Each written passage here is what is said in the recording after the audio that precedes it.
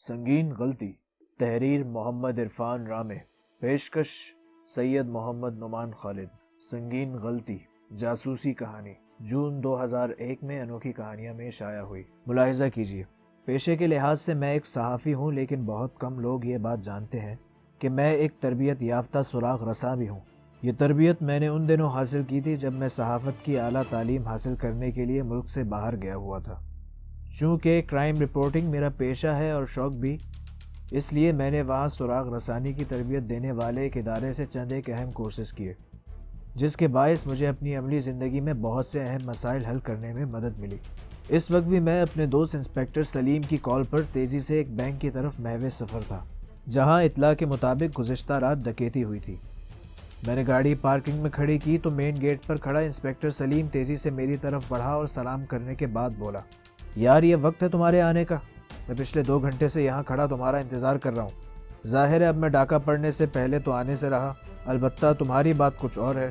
میں نے ماحول کو خوشگوار بنانے کی کوشش کی، لیکن نتیجہ حسب معمول الٹا نکلا اور انسپیکٹر مزید چمک اٹھا۔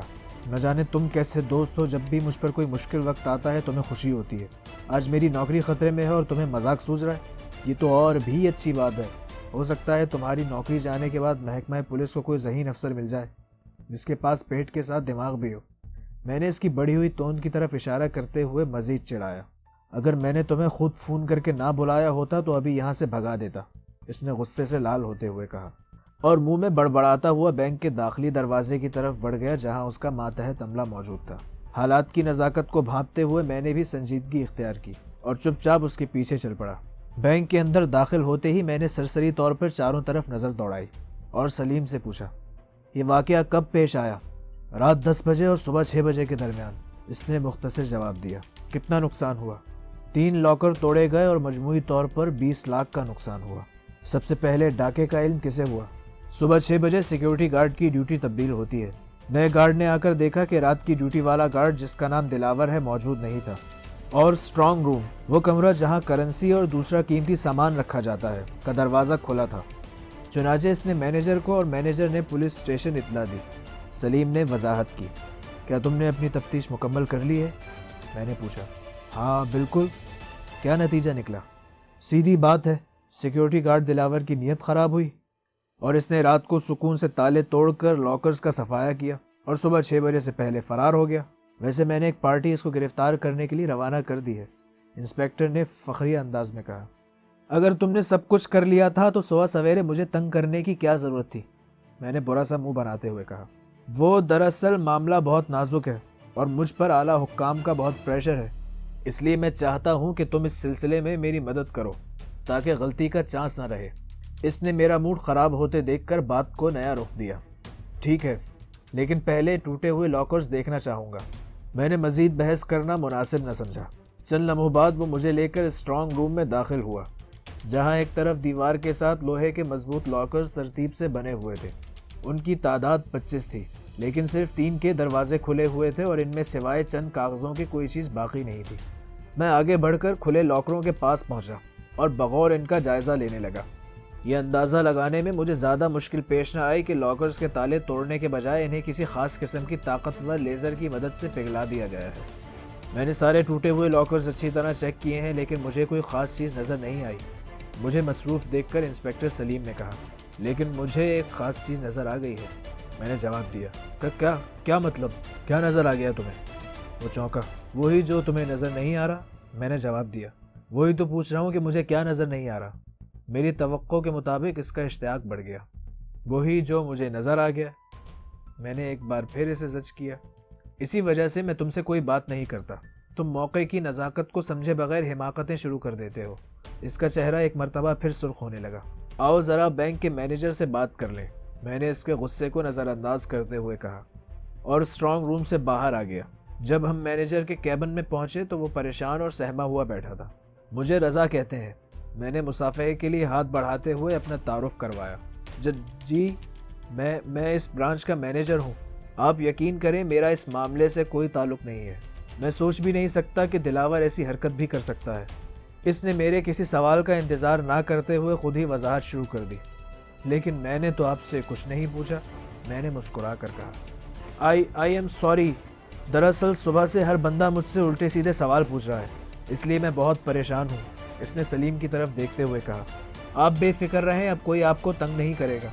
मुझे यकीन है कि आपका इस सारे मामले से कोई ताल्लुक नहीं।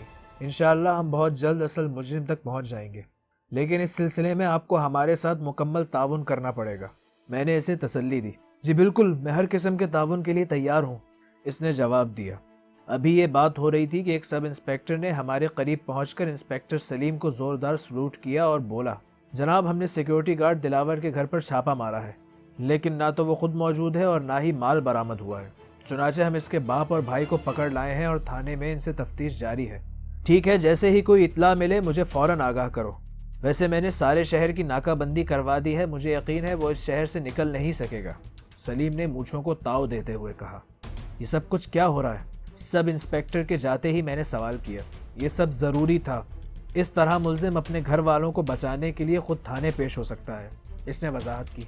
इंस्पेक्टर की बात सुनकर मुझे बहुत खौफ महसूस हो रही थी, लेकिन मैंने इस नाजुक वक्त पर इस सिलसिले में मज़ीद तबसरा करना मुनासिब न समझा और वापस मैनेजर की तरफ मुतवज्जा हुआ। मैनेजर साहब, मैं लॉकर्स का मुकम्मल रिकॉर्ड चेक करना चाहता हूँ। जी ज़रूर, मैं अभी लाया, ये कहकर वो कैबिन से बाहर निकल गया और थोड़ी देर बाद एक फ़ाइल और रजिस्टर के हमरा अंदर दाखिल हुआ। मैंने फ़ाइल और रजिस्टर का बगौर जायज़ा लिया और दोबारा मैनेजर से मुखातिब हुआ। मैनेजर साहब, कल सारे दिन में कौन कौन से चेक कैश करवाने के लिए पेश किए गए थे? 1 मिनट, मैं अभी हाजिर होता हूँ। मेरी बात सुनकर मैनेजर एक मरतबा फिर कमरे से बाहर चला गया। माहनामा अनोखी कहानियाँ। अगस्त सन 1991 से मुसलसल शाया होने वाला बच्चों का मुमताज़ रिसाला अनोखी कहानियाँ, मुसलसल 5 बार अवार्ड याफ्ता। इसमें पढ़ें माशरती, इस्लाही, जासूसी और साइंस फिक्शन पर मबनी अनोखी अनोखी कहानियाँ। रिसाला मंगवाने के लिए राब्ता करें पीओ बॉक्स नंबर 4252 कराची, या अभी फ़ोन मिलाएं 03332172 मेरा ख्याल है हमें अपना वक्त इन रजिस्टरों पर ज़ाया करने के बजाय अमली तफ्तीश को आगे बढ़ाना चाहिए। केस बिल्कुल सादा है और मुल्जिम तक हम पहुंच चुके हैं, फिर इन कागज़ों में सर खपाने का क्या फ़ायदा? मैनेजर के बाहर जाते ही इंस्पेक्टर सलीम ने उकताहट भरे लहजे में कहा। देखो सलीम, ठीक है, तुमने अपनी तफ्तीश मुकम्मल कर ली है और अपनी समझ के मुताबिक मुल्जिम की निशानदेही भी कर दी है, लेकिन मेरा काम अभी मुकम्मल नहीं हुआ। इसलिए अगर तुम मेरी मदद लेना चाहते हो तो अपनी चोंच बंद रखो और मुझे अपना काम करने दो, मैंने उसकी तरफ देखते हुए कहा। इस दौरान मैनेजर मतलूबा रिकॉर्ड ले आया।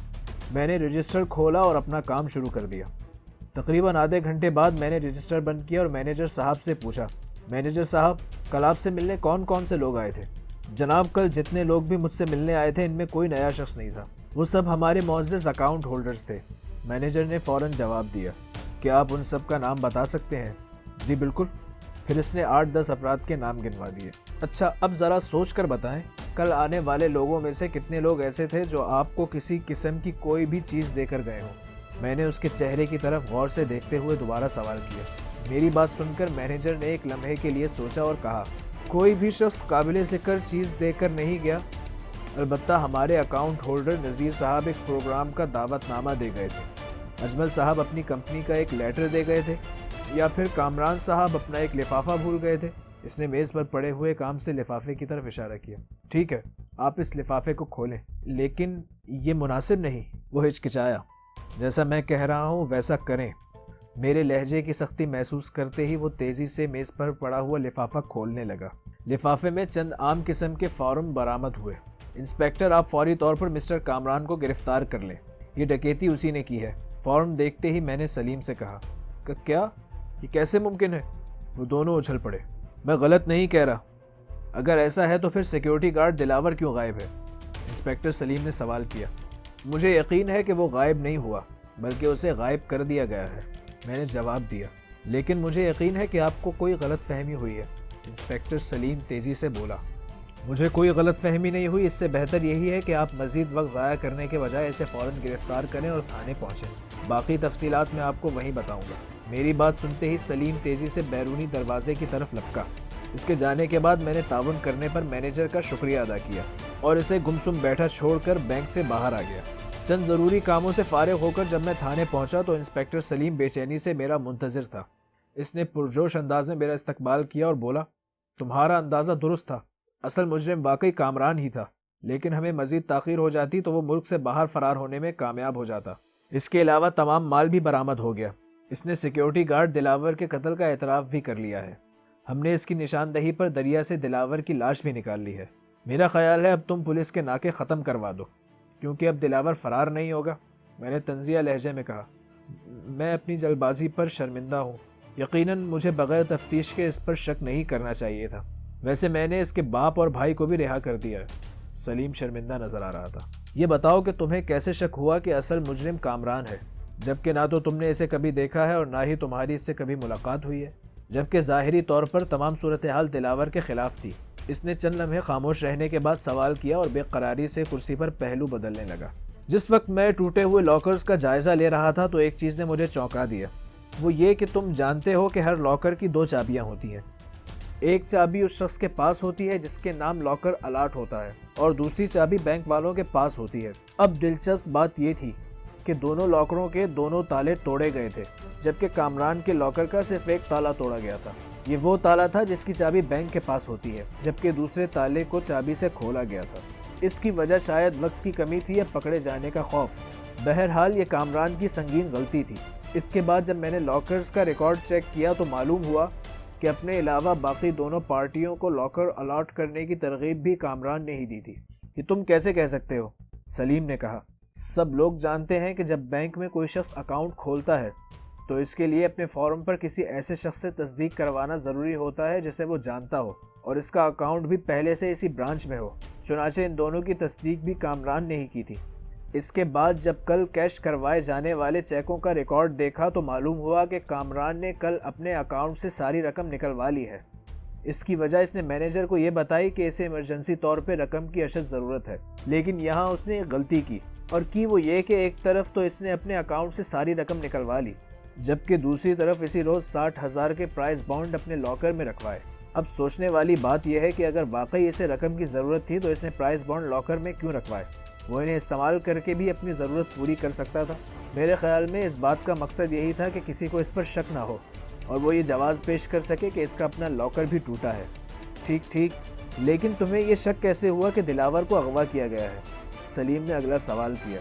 بھائی ظاہر ہے جب اس نے جرم نہیں کیا اور وہ موجود نہیں تھا تو مجھے یقین ہو گیا کہ وہ اغوا ہو چکا ہے۔ تمہیں یاد ہوگا کہ مینیجر نے میرے سوال کے جواب میں بتایا تھا کہ کامران جاتے ہوئے اپنا ایک لفافہ بھول گیا تھا، اور جب ہم نے اس لفافے کو کھولا تو اس میں کوئی خاص چیز برآمد نہیں ہوئی تھی۔ دراصل وہ لفافہ کامران جان بوجھ کر چھوڑ گیا تھا۔ رات کو وہ بینک واپس آیا اور دلاور سے لفافے کا تقاضا کیا۔ دلاور چونکہ اس سے اچھی طرح واقف تھا، اس نے بلا جھجک بینک کا دروازہ کھول کر کامران کو اندر بلا لیا، اور اس طرح موقع ملتے ہی کامران نے اس پہ قابو پا لیا اور جاتے ہوئے اسے اپنے ساتھ لے گیا۔ میں نے اپنی بات مکمل کر کے ایک طویل سانس کھینچا۔ حیرت ہے، تم نے ایک ہی کمرے میں بیٹھ کر ساری تفتیش مکمل کر لی، جبکہ میں تو ہر حال میں دلاور کو ہی ملزم سمجھ رہا تھا۔ سلیم نے قابل تحسین نظروں سے میری طرف دیکھتے ہوئے کہا، اسی لیے تو کہتا ہوں کہ ملازمت تمہارے بس کی بات نہیں۔ اگر تم رضاکارانہ طور پر یہ سیٹ خالی کر دو تو محکمے پر تمہارا بہت بڑا احسان ہوگا، بلکہ یہ بھی ممکن ہے کہ تمہاری جگہ آنے والا نیا افسر پیٹ کے ساتھ ساتھ دماغ کا بھی مالک ہو۔ میں نے اس کی بڑی ہوئی تون کی طرف اشارہ کرتے ہوئے کہا۔ میری بات سن کر انسپکٹر سلیم نے کھسیانی ہنسی ہنستے ہوئے بسکٹوں کی پلیٹ کی طرف بڑھتا ہوا ہاتھ فوراً واپس کھینچ لیا۔ ختم شد۔